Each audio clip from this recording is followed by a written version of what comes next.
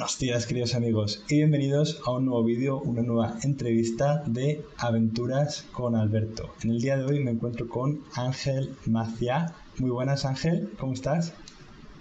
¿Qué tal? Buenas tardes, bien, gracias. Ángel es doctorando en el programa Sociedad, Desarrollo y Relaciones Laborales en la Universidad de Murcia, con una tesis histórico-jurídica. Es residente en Ho Chi Minh desde hace 11 años y colabora en el periódico electrónico del Partido Comunista de Vietnam. ¿Es esto correcto, Ángel? Es correcto. Estoy en el programa de doctorado de Sociedad, Desarrollo y Relaciones Laborales de la Universidad de Murcia, con una tesis sobre la historia del movimiento obrero vietnamita y su correlato con las leyes de trabajo. Y llevo aquí, 11 años, llevo ya en Saigon. En el día de hoy vamos a hablar acerca de cómo se ha afrontado la crisis del coronavirus en Vietnam. Y la razón por la que yo te he contactado ha sido porque has estado dando actualizaciones constantes acerca de la situación del coronavirus en Vietnam, cómo el gobierno iba atajando esta situación, etcétera, etcétera. Así que desde un primer momento te quiero agradecer por todo este servicio de transmitir información en castellano acerca de la situación del coronavirus en Vietnam. Así que muchas gracias por esa información. Ángel, ¿nos podrías dar un resumen de las cifras totales de infectados y fallecidos en Vietnam y un poco cómo es la situación actual en el país? Bueno, pues a fecha de hoy llevamos 32 días sin contagios comunitarios, desde que el 25 de julio se detectaron nuevos casos en Da Nang después de 99 días sin casos en la comunidad. Y actualmente, y según los datos que suministra el Ministerio de Salud, el total asciende a 1.096 contagios desde el inicio de la pandemia. Del total de esos 1.096 contagios, 1.020 ya han sido declarados curados de coronavirus. Al mismo tiempo, a fecha de hoy se han registrado 35 fallecimientos. Desde el inicio de la pandemia. El último se produjo a mediados de agosto y todos los fallecidos, con alguna excepción, eran todos gente con patologías previas, algunas de ellas severas, con cáncer, muchos con hepatitis B, etcétera, ¿no? Entonces tenemos, así un poco resumen, ha habido 1.096 casos, que son bastante pocos en comparación con la mayoría de países que más salen en la tele en el mundo, y 35 fallecidos. En una población de 97 millones de personas. Y hay un país que además está haciendo frontera con China, que fue el epicentro, ¿no? En un primer momento podría haber sido muchísimo más afectada. Y esto enlaza bien con mi siguiente pregunta, que es ¿cómo se contuvo la epidemia en un primer momento? Es decir, todo el mundo está hablando en muchos países acerca de que no sabíamos lo que sabemos ahora, teníamos desconocimiento. ¿Qué hizo Vietnam en un primer momento diferente que le permitió controlar la pandemia mejor que a otros países? Bueno, pues aquí me voy a permitir extenderme un poco, ¿no? Porque creo que es necesario. Y lo primero que hay que decir no es que Vietnam tomara medidas en la pandemia. Nos tenemos que remontar al año 2003 para aprender y para saber qué se ha hecho aquí, ¿no? En el año 2003, Vietnam es el primer país que declara extinguido aquel virus llamado SARS, ¿no? Como síndrome agudo respiratorio severo, ¿no? Y en ese momento las autoridades vietnamitas se plantearon la necesidad de que había que generar un marco de trabajo por si volvía algún tipo de virus como el que había sido el del SARS, ¿no? Y esto concluyó en 2007, en noviembre de 2007, la Asamblea Nacional Vietnamita aprueba una ley, la Ley de Prevención y Control de Enfermedades Infecciosas, ¿no? Que entra en vigor en 2008 y que se aplica por primera vez con el virus de la gripe H1N1. Y no les salió muy bien, es decir, digamos que eran un poco novatos en la aplicación de esta nueva normativa, y la enfermedad a través de los aeropuertos se extendió a la comunidad. Y claro, esto fue una lección, es que los vietnamitas no van a volver a caer en ella, desde luego, ¿no? Hasta el punto de que la primera actuación real en relación a la crisis provocada por la COVID-19, la primera actuación que toma el gobierno de Vietnam la toma el 30 de diciembre. no nos tenemos que ir a marzo ni a febrero ni nada de esto. El 30 de diciembre se dan instrucciones a los ministerios para empezar a preparar los escenarios ante una posible evolución complicada de lo que ya se había declarado en China, que era el brote del nuevo virus corona, el SARS-CoV-2. Si seguimos con esta cronología, el 3 de enero la Organización Mundial de la Salud declara el estado de emergencia médica. El 3 de enero ya advirtió de que se avecinaban tiempos difíciles, ¿no? El 11 de enero se anuncia la primera muerte en Wuhan. Y el 16 de enero el gobierno vietnamita empieza a tomar decisiones y promulga el 16 y el 20 de enero 2 decisiones por parte del Ministerio de Salud para que despliegan todo lo que dice la ley de protección, la ley para la prevención y el control de enfermedades infecciosas. Y en ella se diseña todo un plan de trabajo. Si continuamos con esta cronología, el 23 de enero se detectan los 2 primeros casos en Vietnam. El 23 de enero, ¿eh? El 29 de enero, el 30 de enero, el gobierno ya dice que no va a haber colegio. Y en ese momento había 6 casos. 6 casos.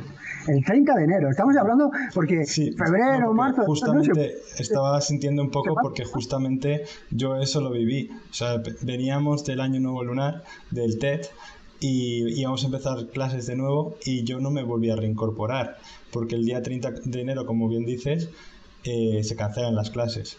Te dejo continuar, perdóname por la interrupción. Yo regresaba de Francia con mi esposa el día 1 de febrero. Y cuando llegamos a los 2 o 3 días yo tengo que empezar a salir a ver cosas y empiezo a ver que me empiezan a tomar la temperatura, empiezo a ver que para lavarme las manos en los edificios de apartamentos y demás. Y digo, bueno, ¿esto qué es? ¿Qué pasa aquí? Entonces fue cuando decidí empezar a investigar, bueno, ¿qué es lo que está pasando en Vietnam? Hay una medida del 1 de enero, del 1 de febrero. ¿Qué pasó el 1 de febrero? El 1 de febrero es muy importante porque el primer ministro firma la decisión número 173 que anuncia la pandemia. El anuncio de la pandemia a nivel oficial está contemplado en la Ley de Prevención y Control de Enfermedades Infecciosas para desplegarla con todos sus efectos. Si no se hubiera decretado esa declaración de pandemia, no se hubiera podido llevar adelante la ley. De que nadie se equivoque aquí, que parece que podíamos decir, no, es que se ha levantado aquí alguien por la mañana y ha empezado a hacer cosas. Para nada. Y eso también permitió que el 1 justo de febrero se cerraran las fronteras con China, ¿verdad? El día 1 de febrero lo que se hace es cerrar las aerolíneas que operan entre Vietnam, China, Taiwán, Macao y Hong Kong, ¿de acuerdo? Ese es el cierre que se hace, porque también hay que entender realmente lo que hizo el gobierno. El gobierno estuvo intentando más o menos ver si el resto de países eran capaces de tomar las medidas que se habían ido tomando aquí o que ya se iban a tomar, y como más adelante podré explicar si hay tiempo, ¿no? De trazabilidad, de aislamiento, etcétera. Y el gobierno, claro, los lazos comerciales y económicos con China son muy importantes. Un cierre de fronteras a Vietnam con China le cuesta mucho dinero. Sí. Y este es un país en vías de desarrollo, ¿no? Tenemos que tener una visión muy abierta de cómo son las cosas aquí, ¿no? Entonces, bueno, el día 1 de febrero lo que hace el gobierno es suspender todos los vuelos. Suspensión que termina el 22 de marzo con la suspensión total de entrada de extranjeros. Es decir, entre el 1 de febrero... El 1 de febrero, es importante marcar las fechas, ¿no? Porque has dicho algo que es muy interesante, ¿no? Dices, bueno, que no se sabía y tal. No, bueno, perdón, usted no sabía porque no quería o porque no investigó. O sea, muchos, no digo yo, o no digo realmente... es algo que dicen mucho en Occidente, ¿no? Cuando, por ejemplo, en Italia o en España o en el Reino Unido, ahora dicen que en ese entonces no sabían muchas cosas que se saben ahora. Bueno. Pero la Organización Mundial de la Salud ya decretó el 1 de enero, el 3 de enero. Oye, esto es una emergencia global. Mientras que durante todo el mes de febrero, en los medios de comunicación en España, yo sentía un determinado nivel de sonrojo cuando les escuchaba decir que eso era una gripe, que no pasaba nada y que estaba muy bien, ¿no? Bueno, es decir, ustedes sabrán lo que hacen, ¿no? Pero cuanto menos... a pesar de las disculpas veladas que se han ofrecido, y no todos, creo que alguien debería entonar un verdadero mea culpa por tomar a la ligera lo que al otro lado del mundo ya se sabía, Y eso de que no se sabía, digamos que no se investigó demasiado. Yo también creo que, probablemente es debatible, ¿no? Pero bajo mi punto de vista hubo 2 hechos que hicieron que Vietnam se tomara el virus más en serio que otros países.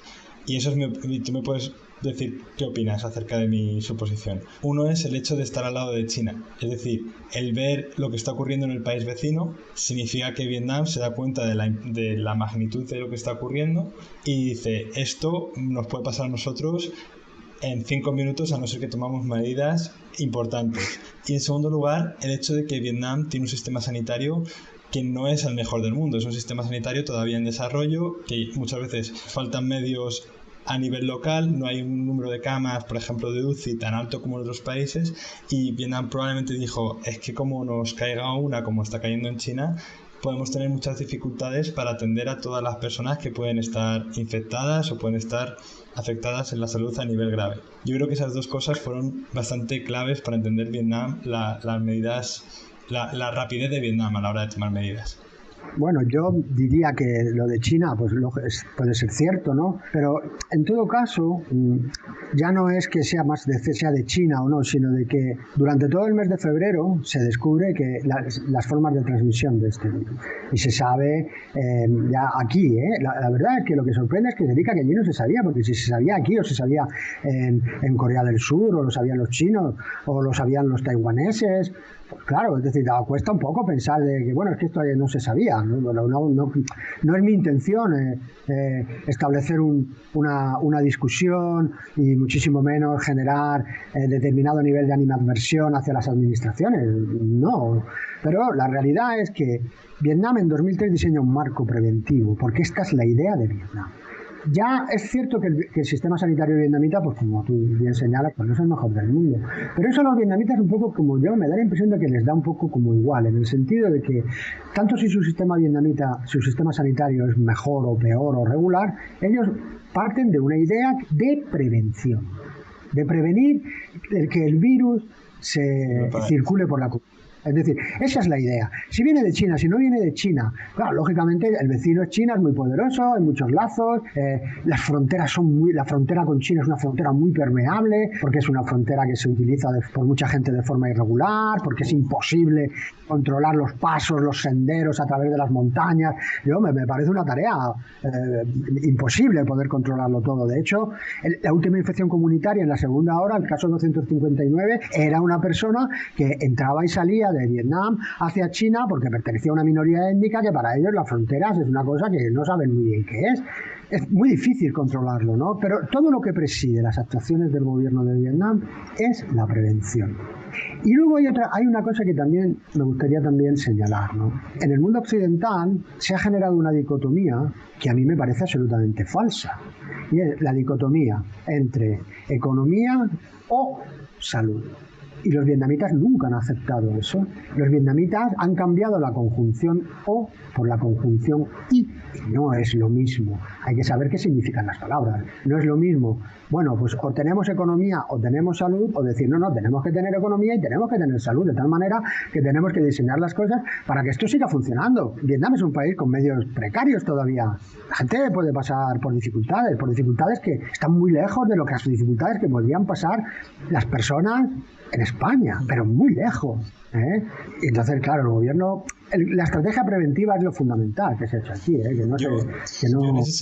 En ese sentido estoy de acuerdo. Creo que Vietnam no tuvo miedo de tomar medidas fuertes en un primer momento, cuando no había tantos casos. Dijeron, en el corto plazo esto va a significar cerrar negocios, cerrar un montón de cosas y limitar la cantidad de dinero que puede hacer la gente en el corto plazo, en un primer momento, pero esto a largo plazo es algo que nos va a ayudar. Entonces, antes de que me des la respuesta, y así enlazamos con la siguiente pregunta, o con la siguiente parte de esta pregunta, ¿qué otras medidas, aparte del cierre de fronteras, primero con China y después con otros países, ha tomado Vietnam para controlar la pandemia? Con relación a las medidas, primero se cancelaron los vuelos con China, con Taiwán, con Macao. Al final se termina el 22 de marzo con el cierre total de fronteras. Todo eso pues primero se elimina la restricción de visado para los coreanos, después se les deniega la entrada.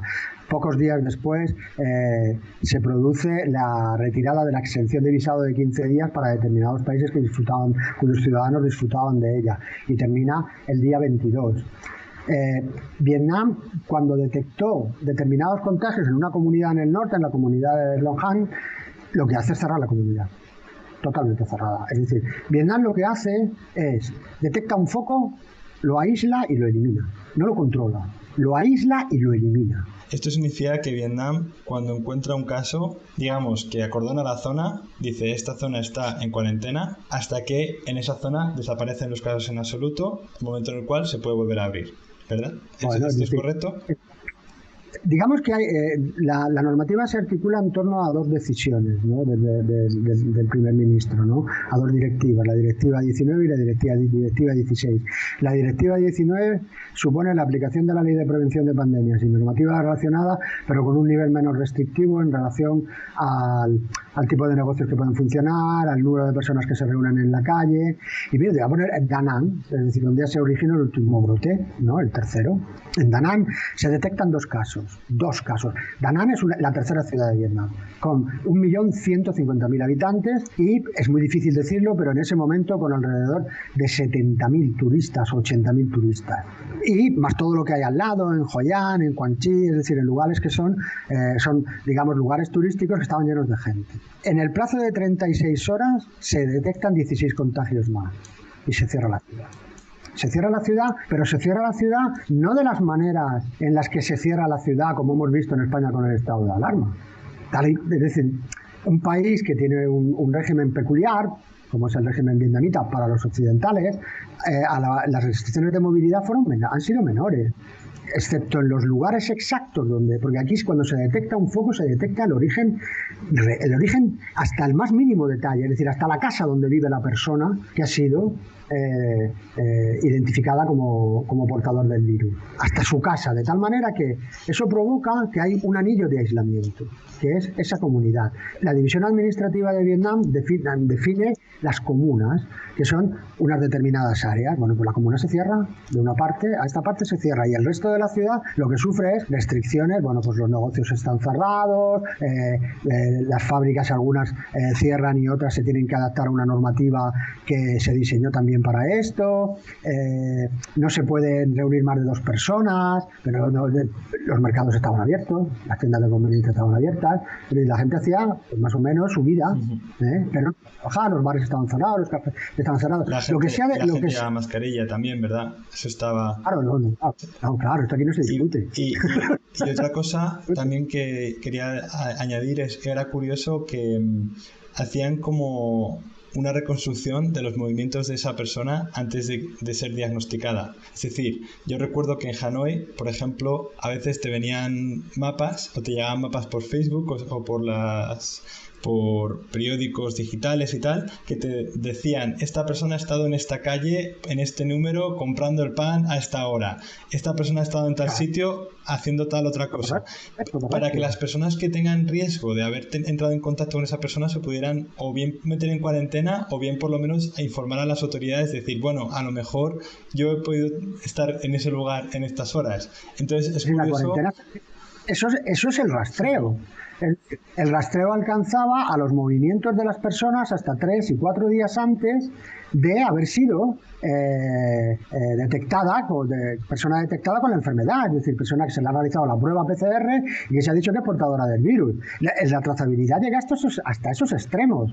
Me hace mucha gracia ver cómo se hace. El otro día me cuentan un poco cómo se hace la trazabilidad en España. Resulta que se le llama a una persona por teléfono y se le dice, usted es portadora del virus, usted es en su casa, que ya la llamarán del centro de salud. Y nadie le llama. Y bueno, ¿y luego qué? Dice, bueno, algunos los llaman, otros no. Claro. Y si se desarrollan los síntomas, se va al hospital. Bueno, esto es absolutamente impensable, es impensable, ¿no? Es cierto también aquí que yo creo que digamos, hacerlo cuando tienes pocos casos, o cuando, a ver, en España han estado con 1.000 casos al día, con 500 casos al día, ahí ya la cosa yo creo que se les está ahí un poco fuera de madre y es muy difícil trazar hasta esos niveles. Yo creo que la fortuna ha sido que Vietnam desde el primer momento llevó a cabo esta tarea y que eso ha permitido pues que nunca el número de casos subiera hasta un punto de la cosa se ha ido de nuestro control, ¿no? En ese sentido creo que el valor sobre todo fue el que Vietnam tomó esas medidas de rastreamiento desde el primer momento, se las tomó muy en serio, la verdad, eso yo creo que fue una de las claves. Pero bueno, yo puedo aceptar de que la desinformación que se produce en Europa, esto es una cosa de los chinos y esto aquí no va a llegar. Alguien tendría que dar la cara, alguien tendría que asumir esa responsabilidad, decir de verdad que nos equivocamos, ¿no? Y menospreciamos algo por razones más que espurias, ¿no? No voy a hablar de otra palabra, ¿no? Pero bueno, es decir, se levanta el estado de alarma en España con un número de casos más o menos manejable. Ahí se ha perdido la oportunidad. Ahí sí se podría haber hecho. Es verdad. Y además, los medios de comunicación en España tienen cumplida información de lo que se estaba haciendo en Vietnam desde el mes de marzo, porque yo se la suministré. La misma que tú has dicho que has visto en redes sociales. Y yo nunca recibí respuesta. Nadie contactó conmigo excepto el corresponsal de un grupo de medios de España que tiene base en Shanghái, de Zigor Aldama, que me llamó y me dijo: Ángel, me vas a explicar esto, que lo vamos a publicar. Y eso fue ya en abril. ¿Cómo se llama el periódico que acabas de citar? Solamente lo digo porque pondré el link en la descripción de este vídeo, de manera que si alguien lo quiere consultar, pues pueda echarle un ojo. El artículo se puede buscar como Vietnam, el ejemplo al que nadie mira, en cualquiera de los diarios del grupo, y su autor es Zigor Aldama. De acuerdo, pues pondré el link a ese artículo en la descripción si queréis saber un poco más sobre, en abril estamos hablando, cómo Vietnam llevó a cabo una respuesta bastante única y bastante exitosa, de la cual otros podrían haber aprendido básicamente, y no aprendieron, la verdad. Claro, pero que lo más triste de esto, se relativiza lo que está, porque nosotros los europeos tenemos una red muy potente de servicios públicos y esto aquí no va a pasar nada, y si pasa nosotros podemos controlarlo. Llega la primera semana de marzo e Italia se sumerge en el infierno de Dante. Y en España nos declaran el estado de alarma, que algunos aquí ya lo pedíamos el día 9 de marzo, ya decíamos que se tenía que cerrar Madrid. Aquí, algunos de ideologías políticas diversas, Se decreta el estado de alarma, un estado de alarma durísimo, se levantan las restricciones. Tiene usted un número de casos relativamente bajo. Por ejemplo, yo recuerdo hablar con gente de la provincia de donde yo vengo, que en algunos de sus municipios, pues ahora aquí tenemos 3 o 4 casos, y digo, ¿no los habéis aislado? ¿No los habéis metido en un hotel a ellos y a sus familiares y habéis desinfectado la casa? No. Ya sí que ya no valen pretextos, ¿no? Es decir, por ejemplo, hace un mes y medio hablo con un amigo que vive en otra provincia y me dice que en el pueblo de al lado hay 40 y tantos confirmados, y que sí están en su casa, pero lo que están es en el bar tomándose una cerveza, y que se cogen el coche y se van a otro pueblo a tomarse una cerveza, y que hay un hotel, hay una residencia de estudiantes con 300 camas que está cerrada y vacía. Y que además podrían haber aprovechado esa oportunidad para reducir a cero en los casos en esos lugares. Algo que yo creo también es que a la hora de ver al coronavirus ha habido una respuesta muy diferente, porque por ejemplo en España yo creo que nunca en ningún momento y en otros países occidentales se pretendió que el número de casos llegara a cero. En ningún momento se llevó a cabo esa tarea, a lo mejor fuerte, de rastrear cada caso hasta el origen y aislar a todas las personas que puedan ser contacto, etcétera. ¿Por qué? Porque nunca se aceptó cerrar fronteras. Y eso significa, vamos a convivir con la enfermedad, no vamos a tratar de extinguirla, vamos a convivir con ella, vamos a intentar reducir la pronunciación de la curva, vamos a intentar hacerla un poco más bajita, pero como yo creo que el hecho de nunca cerrar fronteras y de tratar de tomar las medidas menos drásticas posible en cada momento de la pandemia hasta que la cosa se fue de madre, pues ha sido una actitud diferente. Me estoy liando un poco, pero básicamente lo que quiero decir es que creo que en Vietnam el objetivo ha sido extinguir la enfermedad, y eso se puede conseguir cerrando fronteras y controlando cada foco, mientras que en España y otros países de Occidente decidieron: vamos a intentar contenerla, bajar la curva, de manera que los sistemas sanitarios no se colapsen, pero no vamos a cerrar fronteras porque somos una democracia liberal, etcétera, etcétera, y nosotros esas cosas no las hacemos, y vamos a limitar un poco la libertad de la gente, pero si tenemos 4 casos en un sitio es como que no hay ninguno. Si hay 1000 casos, a lo mejor empezamos el encierro, ¿no? Pero con unos poquitos casos no está justificado el cerrar o el establecer limitaciones. Perdón por el discurso. Pues Fíjate, por ejemplo, la ciudad de Da Nang. Es decir, la ciudad de Da Nang ha estado durante todo el mes de durante todo el mes de agosto, hasta el 8 de septiembre, con la aplicación de la Directiva 16, que supone el máximo nivel de restricciones. Es decir, y la semana pasada se dio de alta el último paciente. Si contamos desde el 24 de julio que se detecta el primer caso, hasta que al último paciente se le da de alta, 24 de julio, 24 de agosto, 24 de septiembre, 2 meses. La ciudad está operativa al 100%. Por tanto, es decir, entrar en una dinámica, como dice, es decir, el mantener una estrategia de dientes de sierra es una estrategia suicida. ¿Qué significa eso? Pues cierro, abro, ¿entiendes? Es suicida, porque al final lo que tienes es, estás dilatando en el tiempo algo que podías haber hecho en 2 meses y no tienes la garantía de que vas a terminar. Porque, como tú bien has dicho, se ha optado por una estrategia de control, no de extinción.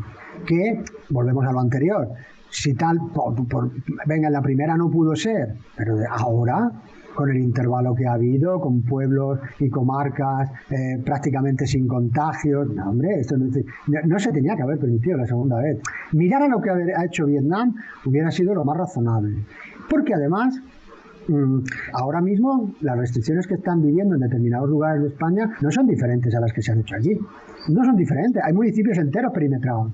Es lo que se hace aquí, se perimetra, se hacen como 2 anillos, un cierre estricto, la gente está en su casa, se le lleva la comida a su casa, y luego uno más grande en el que lo que se hace es limitar la movilidad general, si tú quieres, ¿no? Bueno, la gente puede ir a comprar al mercado, está abierto, a proveerse de productos básicos, pero donde está el foco se perimetra, se cierra y se lleva la comida a casa. Y no pasa nada, porque eso se está haciendo ya en España y se hizo durante el estado de alarma. Entonces, no se puede hablar de una restricción de derechos mayor.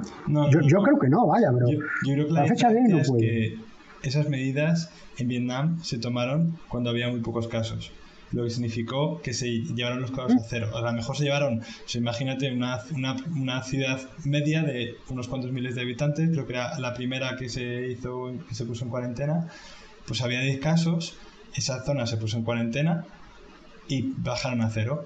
¿Qué pasó en España? O en otros países, que había 10 casos, no pasa nada, son solo 10 casos, podemos hacerle frente, y a los 2 meses no eran 10 casos, eran miles.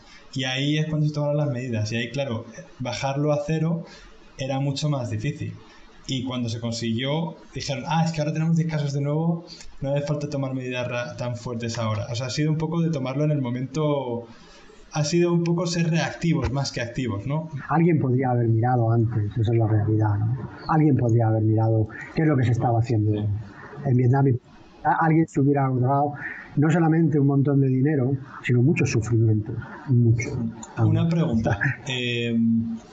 Estas medidas que se tomaron en un primer momento, ¿esto ha ahogado la economía de Vietnam? O ya no te hablo de las medidas, sino cómo está afectando el COVID a Vietnam a nivel económico. O sea, Vietnam sabemos que ha sido un país que ha cerrado fronteras, que no le ha temblado nada a la mano a la hora de tomar restricciones cuando había pocos casos. ¿Esto ha hundido la economía? ¿Está todo fatal? ¿Todos los empresarios enfadados? ¿O cómo va Vietnam a nivel económico a día de hoy?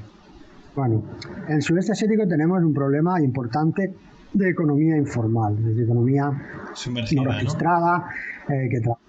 Bueno, yo prefiero adoptar la clasificación que la Organización Internacional del Trabajo y el resto de organismos internacionales hacen, que es hablar de economía informal, ¿no? Economía sumergida creo que es un concepto que tiene un marcado cariz político y no técnico, ¿no? Entonces prefiero hablar de economía informal como aquella economía que no contribuye como debería, según la legislación vigente, al mantenimiento de las arcas públicas, ¿no? Dicho esto, ¿no?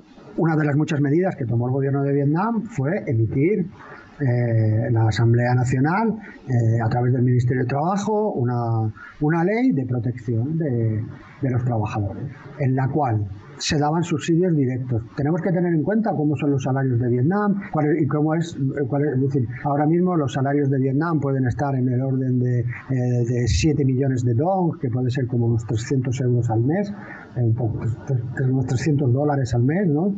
Digamos, de los salarios de las clases populares, de los trabajadores y las trabajadoras.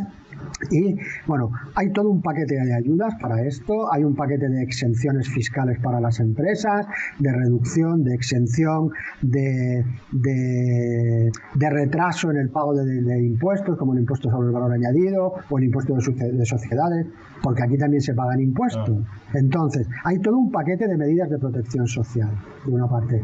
Pero es verdad que, según las estimaciones de la Oficina Nacional de Estadística del Gobierno, se han perdido alrededor de 4,5 millones de empleos. Es difícil cifrar por lo que comentaba anteriormente, ¿no? Por el volumen de la economía informal, ¿no? Pero curiosamente, ¿no? Hace 4 días preparé un trabajo que envié a mis compañeros del periódico electrónico del partido, que no sé si al final se publicará. Greenpeace acaba de emitir su informe el informe es el cuadro de mando del sector eléctrico del sudeste asiático, evaluación del progreso de las transiciones energéticas nacionales. El sudeste asiático es una zona que se va a ver especialmente afectada, y sobre todo Vietnam, con la salinización del delta, que provoca que muchos cultivos de la principal industria del país, que es la industria del arroz, estén en riesgo, y Vietnam se está portando de forma muy proactiva. Dice Greenpeace, voy a citar textual, en Vietnam la industria de las renovables ha absorbido parte del shock económico provocado por la COVID-19 e igualmente ha protegido a la economía de la volatilidad de los precios del gas, el carbón y el petróleo, manteniéndose de esta manera la estabilidad general de precios y con un nivel de inflación bajo control que hoy ciframos en el 3,2%. Nosotros aquí hemos tenido inflaciones del 8% y del 10% no hace muchos años. Por tanto, hablar de una inflación del 3,2% me parece algo importante, ¿no? Para nada, es decir, en tu respuesta, es decir, ha afectado a determinados sectores que además eran sectores de muy bajo valor añadido, ergo el turismo con un nivel adquisitivo más bajo, es cierto que también los grandes hoteles, pero bueno, Vietnam ya tiene su propio mercado interno de turismo por el crecimiento económico acumulado en los últimos años. Se ha cubierto una parte de esa pérdida con el propio mercado interno turístico, que el gobierno ha fomentado su funcionamiento con subvenciones a las compañías aéreas para este caso, para que pudieran ofrecer billetes más baratos. Se ha dado un día más de vacaciones para el próximo año a los trabajadores, que eso también se nota, porque también es un día más de vacaciones, por tanto es un día más que estarán fuera de sus casas, ¿no? No parece que haya sido un cataclismo. De hecho, y para concluir, las previsiones de Vietnam antes del brote de Da Nang de crecimiento económico alcanzaban el 4,5%, lo cual, visto lo visto, era todo un triunfo. Se va a quedar posiblemente en el 2,5%. La economía vietnamita va a crecer en el año 2021. Justo lo que has de decir lo he leído yo recientemente. Salía como un 2,7, creo que leí, pero vamos, no recuerdo, no tengo el dato justo exacto, que crecer un 2,7 en el contexto en el que estamos, la verdad es que es un triunfo, la verdad, porque sobre todo teniendo en cuenta que hay otras economías que están en una recesión fuerte, ¿no?, en este momento, con lo cual pues claramente el tomar medidas a corto plazo que pararon en las ciudades, tomar medidas fuertes relativamente en comparación con el número de casos en un primer momento ha dado dos frutos, y es que ahora mismo las ciudades y las economías y las industrias están a pleno rendimiento, ¿no? Y eso es el precio, y ese es el premio, digamos, a haber sido más previsores. Totalmente, es decir, además, vamos a ver, no podemos negar que el cierre de las fronteras con China, es decir, de los vuelos, esto fue determinante para que la enfermedad no se extendiera al país por parte de su vecino viniendo de su vecino del norte, siendo el epicentro. Estamos de acuerdo con esto es innegable, ¿no? Pero bueno, luego después, al final, pues por ejemplo, cuando llega el mes de marzo, que se empiezan a detectar contagios, ¿no? Si Vietnam no pone en marcha las medidas de trazabilidad agresivas, es decir, por ejemplo, llegaba un vuelo, y además Vietnam confió en la Unión Europea, porque hasta el 22 de marzo no se cancelan los vuelos. Vietnam estuvo aguantando para no cerrar las fronteras con Europa, a ver si podían controlarlo, porque si no, cuando se decretó el estado de alarma, el estado de emergencia en Italia, Vietnam podía haber dicho fuera, si no lo controlan los italianos, vamos a cerrar fronteras, ¿no? Y no, aguantó.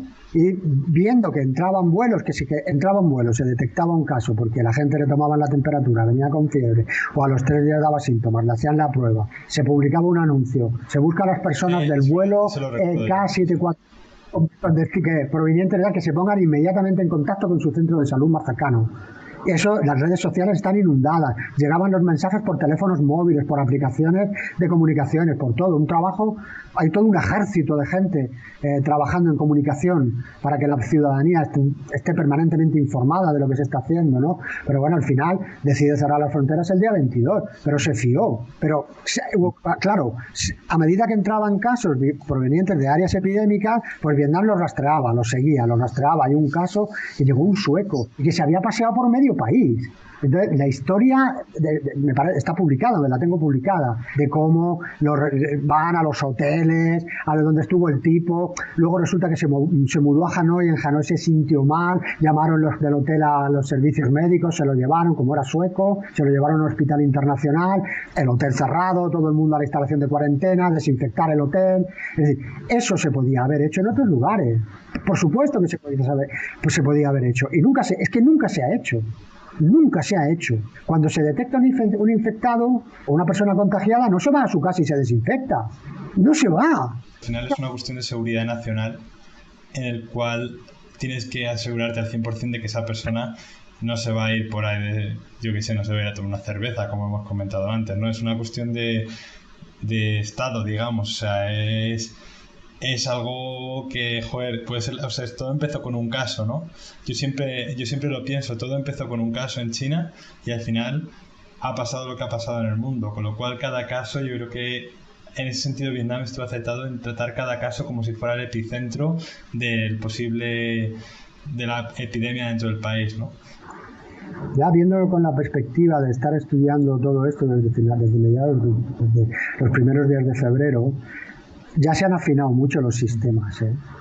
Los sistemas se han afinado de tal manera de que si tuviéramos la mala suerte de que se pudiera producir un contagio comunitario o un contagio importado que después de los periodos de cuarentena a los que tiene que estar, de los pocos casos que pueden entrar a Vietnam y permanecer en el país, surgiera un brote, las autoridades ya saben muy bien cómo tienen que hacerlo. Todo funcionaría como un reloj suizo, creo yo, ¿no? Y todo se debe a una persona, que la quiero rendir homenaje aquí, en este canal. La verdad es que para los vietnamitas es una especie de ídolo, ¿no? Y para mí, yo no sé si algún día tendré la oportunidad de conocerlo, ¿no? Pero es el viceprimer ministro Vu Duc Dam, que es el responsable del comité creado el día 30 de enero para la lucha contra la pandemia, que me parece que ha llevado esto con mano de hierro y guante de seda para catalizar el enorme potencial de recursos económicos y humanos que se han movilizado para extinguir todos y cada uno de los brotes en el país. Sirva esta entrevista para rendirle homenaje al ministro Vu Duc Dam, porque ha hecho un trabajo, un tipo callado, discreto, poco amigo de las cámaras, que en cuanto puede se quita la corbata, se coge la moto y se va con su mujer. Un homenaje al viceprimer ministro Vu Duc Dam. Una última pregunta que tengo. ¿Crees que hay previsión de que Vietnam abra las fronteras al turismo internacional? ¿Crees que esto se puede esperar en unos meses? ¿Crees que hay que esperar a que haya una vacuna? A ver, por supuesto que no tenemos claro cuándo esto va a ocurrir, pero si tuvieras que dar tu opinión acerca, si alguien te preguntara, algún español que tiene a lo mejor un viaje programado para febrero o marzo, ¿tú crees que esta persona va a poder venir a Vietnam o crees que no? Bueno, ya se me ha planteado esta pregunta, ¿no? Y yo siempre respondo lo mismo, yo no especulo, no me gusta especular. El turismo en Vietnam es muy difícil saber lo que aporta el turismo al PIB, porque como lo engloban en el sector servicios, es difícil, porque hay actividades conexas con otras áreas del sector servicios que es muy difícil de separar. Entonces, es muy complicado saberlo, ¿no? Pero bueno, según los datos de la Agencia de Turismo Vietnamita relacionados al año 2019, en realidad El turismo no le preocupa mucho, puede ocupar entre un 7 y un 10% del Producto Interior Bruto, y de todo eso el 75% son asiáticos. Españoles visitaron hasta septiembre de 2009 fueron 65.000. Pues lo más que te puedo dar es este tipo de información, ¿no? Es cierto que el turismo internacional, sobre todo occidentales, es un porcentaje dentro de un sector que tampoco, o sea, este porcentaje tampoco es muy alto. La verdad que es verdad que Vietnam no va a tener mucha prisa, yo creo, por abrir el país, y yo creo que si algo se puede decir es que probablemente Vietnam no lo va a abrir antes de que sea seguro el hacerlo. Eso yo creo que sí que podemos estar de acuerdo, en el sentido de por todo lo que ha demostrado Vietnam en los últimos meses, yo estoy seguro de que no va a correr riesgos innecesarios en este sentido. De todas formas, me vas a permitir que yo haga un pequeño excurso sobre algo que me parece extremadamente grave. Todo se está vinculando a que pudiera haber una vacuna. Bueno, pues que cuando tengamos la vacuna esto va a estar muy bien, ¿no? Pero bueno, si nos vamos a la efectividad de la vacuna de la gripe, la temporada anterior, que es un dato que podemos buscar fácilmente en Internet, fue del 60%. Lo que nos dice esto es que una vacuna contra esta enfermedad nadie va a garantizar que va a ser efectiva al 100%. Nadie lo dice, ni siquiera los rusos, que ya se han puesto ellos su propia vacuna, y Putin se ha puesto él y su hija la vacuna, ¿no? Nadie lo garantiza, ¿no? Y lo que es todavía más grave, no hay un tratamiento eficaz para esto.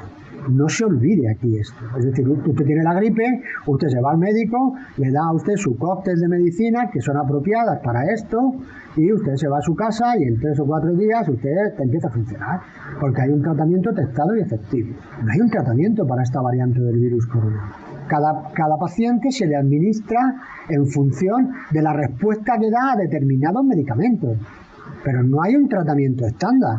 Las dos cosas que acabas de decir. A ver, el tema del tratamiento, es verdad que puedo entender que se esté afinando, que se estén desarrollando medicamentos o combinaciones que puedan ser utilizadas de manera más genérica, pero lo que has dicho de la vacuna, sí que yo no me lo había planteado, porque yo pensaba, joder, pues hay una vacuna, eso pues si normalmente si te vacunas piensas que no vas a tener la enfermedad ya automáticamente, y realmente la efectividad es importante saber que a menudo no puede ser del 100%, y eso nos pone en una situación bastante difícil, porque eso significa que incluso aunque haya vacuna, realmente todavía nos queda coronavirus para rato, ¿no? Incluso aunque saquen la vacuna. En la película El Patriota, la última escena de la película, está el general Lord Cornwallis, que fue enviado por el rey Jorge para aplacar la rebelión con su general, y su general le dice: Milord, tiene que rendir la plaza, cuando es la última batalla en Yorktown, ¿no? Y entonces, qué vergüenza, dice Wellington, dice, qué vergüenza, ¿no? ¿Cómo hemos podido llegar a esto, ¿no? Dice, el mundo va a cambiar. Y a renglón seguido dice, el mundo ha cambiado ya. Esto es lo que no se quiere admitir aquí. Es decir, el mundo no es el mismo, ni va a ser el mismo que el anterior al mes de diciembre del año 2018, y cuyas consecuencias desconocemos. Esto es una realidad.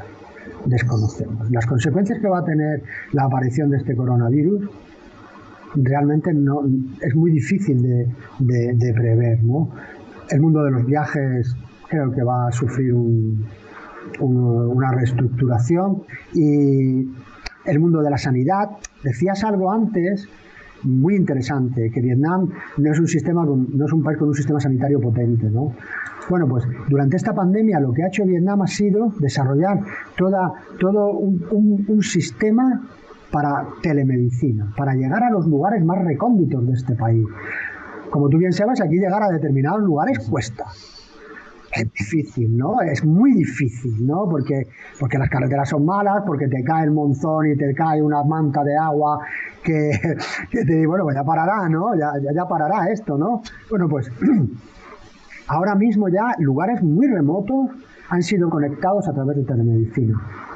Ya ves. Fíjate, es decir, esto a mí me lo hubieran contado hace esto el año pasado, cuando en el mes de febrero, marzo del año 2019, y está de estar loco, no sabe lo que dice.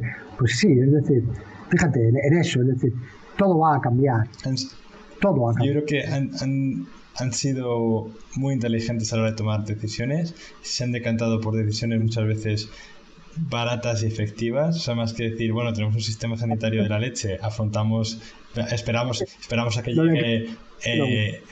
llegue la ola para hacerle frente todos juntos. No, ellos han dicho, bueno, si hacemos tal, nos evitamos cual, y así de alguna manera se han ido salvando y han ido salvando la economía y han ido haciendo que el país siga para adelante. Ángel, muchísimas gracias por habernos dedicado este tiempo, por haber compartido tus conocimientos con los seguidores de Aventuras con Alberto. Espero que esto llegue a tanta gente como sea posible para ver una visión diferente de cómo se puede atajar la crisis del coronavirus y para un poco quitarse algunos de los mitos que podemos tener acerca de cómo se ha lidiado con este tema en Asia y en Vietnam en particular. Yo creo que han quedado claras muchísimas cosas que ha hecho Vietnam diferente, y te quiero agradecer pues eso, tu tiempo y tu actitud y tu simpatía también. Muchas gracias, hombre, muchas gracias, encantado de haber estado contigo esta tarde, y también espero que esta conversación amigable que hemos tenido, espero y deseo, ¿no?, que sea útil, ¿no?, para nuestros conciudadanos, para que puedan ver mejorada su situación, y lamento no poder darles la bienvenida a Vietnam en este momento. Yo también. Si os ha gustado el vídeo de hoy, amigos, dadle a me gusta a este vídeo, suscribiros si aún no estáis suscritos y comentadme cuáles son vuestras opiniones acerca de lo que habéis visto en esta entrevista, qué tal se está haciendo en vuestro país, cómo está la situación allá donde estéis. La conversación continúa en la sección de comentarios. Un abrazo muy fuerte. También quiero agradecer a mis Patreons, que son como los promotores de este canal. Muchísimas gracias por estar ahí mes a mes con vuestras contribuciones, y nos despedimos aquí. Ángel, normalmente todos los vídeos se despiden de la misma manera en mi canal. Decimos hasta pronto y tapamos la cámara. ¿Estás dispuesto? No, espera, tenemos que hacer los dos a la vez. ¿Ok? ¿Estás dispuesto? Sí, claro. 3, 2, 1. Hasta pronto.